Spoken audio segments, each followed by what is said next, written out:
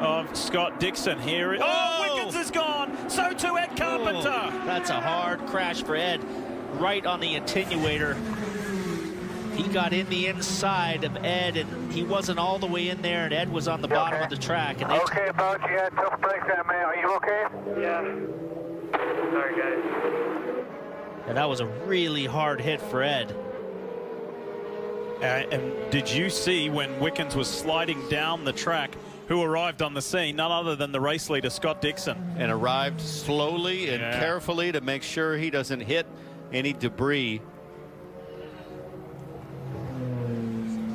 Wow. So Wickens inside Ed Carpenter, and then Ed a little bit slow to get out of the car. He's coming out now, which is a good sign, because that was a really hard hit, Towns. He hit dead square right on the attenuator. You see the back of the cars, both cars right here, both of them are just destroyed, hit right on the gearboxes. Yeah, and I think Wickens is... Yeah, he's not jumping out real quick either, is he? So he's coming down the inside right here. Ooh.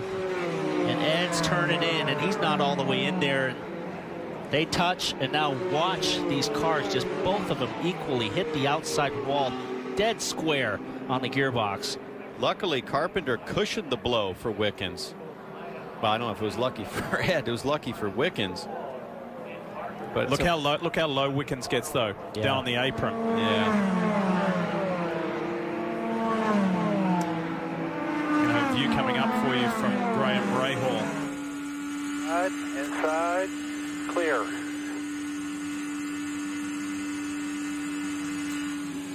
Yeah, I mean, Ed was just taking the natural line into the corner, and, you know, Robert wasn't all the way in there, so he probably, his spotter told him, you're clear, and he went for the line, and just one of those things, two cars going for the same real estate.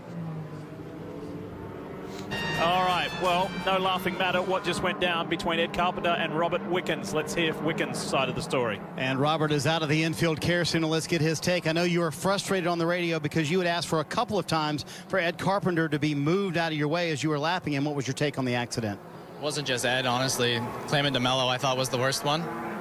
You know, the guy's moving multiple times on the straight. He's going through the grass in the dog leg. I mean, it's pretty bad in my opinion. But anyway, so I was trying to get by him, trying to hit the fuel numbers that we wanted. We were getting everything we needed. Ed got by me on fresher tires, and then he made a mistake out of two, and then I went to the inside. I mean, my opinion, I was very much beside him, and he just turned in on me. But